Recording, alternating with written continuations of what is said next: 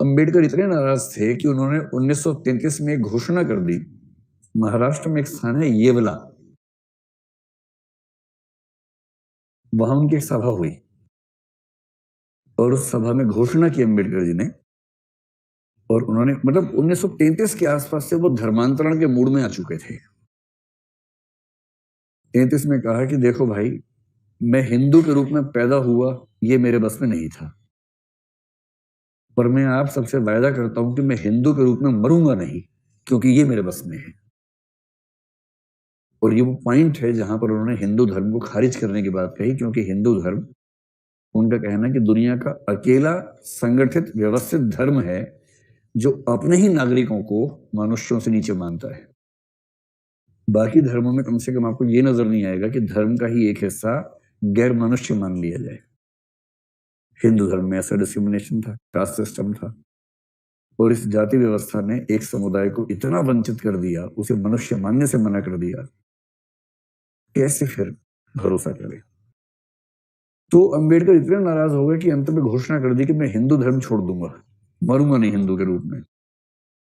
इसके बाद महात्मा गांधी ने खूब समझाया कि नहीं अंबेडकर, ऐसे मत करो, ऐसा थोड़ा ना होता, हृदय परिवर्तन करवाएंगे हम लोग मिलकर, सबको ठीक करेंगे, जनता मत करो। अंबेडकर बोले कि आपके से तो हो नहीं पा रहा इनका हृदय परिवर्तन, 1000 साल में एक आध व्यक्ति आपके जैसा पैदा होता है, अब हम फिर 1000 साल वेट करेंगे। तो महात्मा गांधी के तर्क उनको संतुष्ट कर नहीं पाए और फाइनली वो आक्रामक रहे। उनका महत्व बढ़ता गया इन सब समुदायों के बीच में। हिंदू महिलाओं के पक्ष में और सब महिलाओं के पक्ष में उनकी जिद थी कि यूनिफॉर्म सिविल कोड आना चाहिए, ताकि महिलाओं को उतने ही अधिकार मिल सके जितने अधिकार पुरुषों के हैं। अब मैं जो बताना चाह रहा हूं, हम में से कई लोग अंबेडकर को अनुसूचित जातियों का नेता समझ लेते हैं। मैं उनके बारे में पढ़ाता हूं तो सबसे कहता हूं कि जितनी लड़कियां बैठी हैं, विशेष रूप से हिंदू लड़कियां, सुबह सुबह उठते ही सबसे पहले उनकी मूर्ति पे ना एक फूल चढ़ा दिया कीजिए। अगर अंबेडकर ना होते तो आज आप यहां ना होती, घर में चूल्हा चौका कर रही होती। अंबेडकर का ये महत्व है, अभी समझाऊंगा क्या महत्व है। और हिंदू महिलाओं की मुक्ति के लिए जितना काम अकेले अंबेडकर ने किया, उतना सब के सब बाकी लोगों ने मिलकर भी नहीं किया, इतना महत्व है उनका। और वो हिंदू शूद्र महिलाओं की बात नहीं कर रहे हैं, वो हर महिला की बात कर रहे हैं। अंबेडकर अगर दबाव न बनाते तो नेहरू शायद हिंदू कोड बिल को टाल जाते। वो टाल नहीं पाए क्योंकि उसके पीछे अंबेडकर अड़े हुए थे। खैर, ये सब होते होते 1946 से 1949 तक उनके हाथ में काम आया भारत के संविधान की ड्राफ्टिंग का। वो संविधान की ड्राफ्ट कमेटी के प्रमुख थे। अंबेडकरवादी लोग थोड़ा ज्यादा क्लेम करते हैं, कहते हैं कि संविधान अंबेडकर ने लिखा है। अभी देखो, जब कोई वंचित वर्ग इस मूड में होता है ना कि समानता हासिल करनी है, वो थोड़ी सी बड़ी स्टेटमेंट देता है, और उससे बहुत नाराज होने की बजाय आपको समझना चाहिए कि उसका मनोविज्ञान कैसे काम कर रहा है। बजाय खारिज कर देने के, उसका मनोविज्ञान समझना चाहिए। हम ये जानते हैं कि सच ये है कि संविधान सभा ने लिखा है, और संविधान सभा ने विभिन्न समितियां बनाई, हर समिति ने अलग अलग भाग लिखे, उनको मिलाकर एक करना, आपस की कॉन्ट्रोडिक्शंस को दूर करना, ये काम जिस कमेटी के पास था, कमेटी वो भी एक व्यक्ति नहीं कमेटी थी, उस कमेटी के प्रमुख अंबेडकर जी थे। और पूरी संविधान सभा में एक ही व्यक्ति, संविधान सभा में क्या, वो संविधान सभा का सलाहकार था, संविधान सभा का हिस्सा नहीं था। BN राव का नाम सुना होगा आपने। पूरी उस सभा या सभा के सलाहकारों में एक व्यक्ति था जो अंबेडकर के आसपास कहीं टिकता था संविधान की समझ में, कानून की समझ में, वो BN राव थे। और BN राव ने हमारे संविधान की दिशा तय करने में बड़ी भूमिका निभाई, अंबेडकर ने भी निभाई।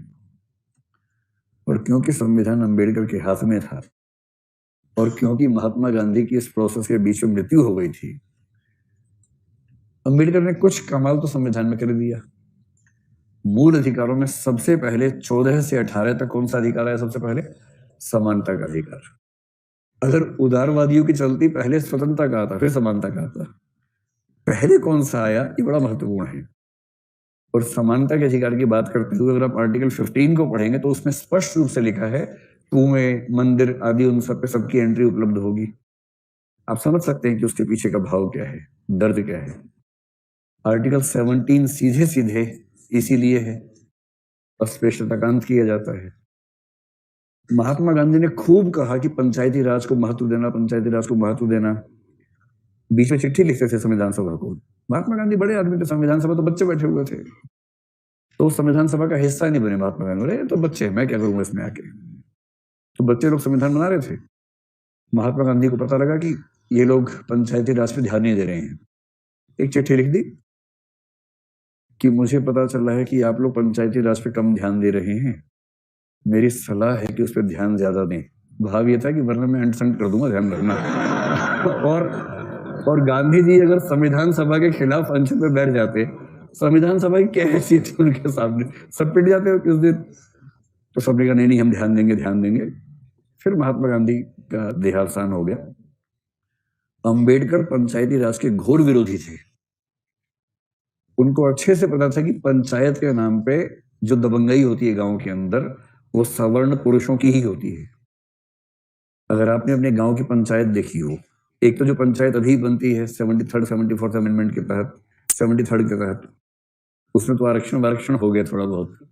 आरक्षण के बाद भी स्थिति क्या है हमें पता ही है अच्छे तरीके से, है ना। आरक्षण के बाद भी क्या हालत है पता है। उस आरक्षण से पहले की पंचायतों को याद कीजिए, जिसके लिए प्रेमचंद पंच परमेश्वर लिखे गए थे।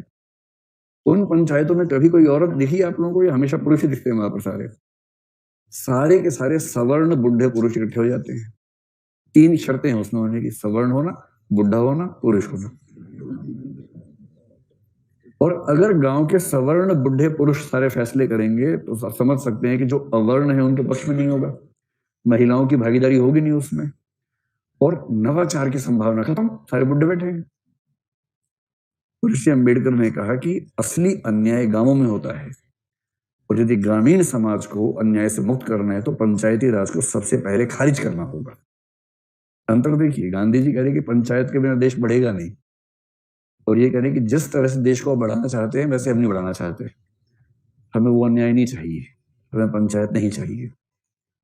और फाइनली पंचायत हमारे देश में मतलब सिस्टम के तौर पे मूल संविधान में नहीं आ सकी। केवल हमने इतना कर दिया कि डीपीएसपी में लिख दिया कि राज्य पंचायती राज को बढ़ाने का प्रयास करेगा, और राज्य सूची में एक एंट्री कर दी पंचायती राज, और राज्यों की छूट है, चाहे तो पंचायती राज कर लें, नहीं तो ना करें।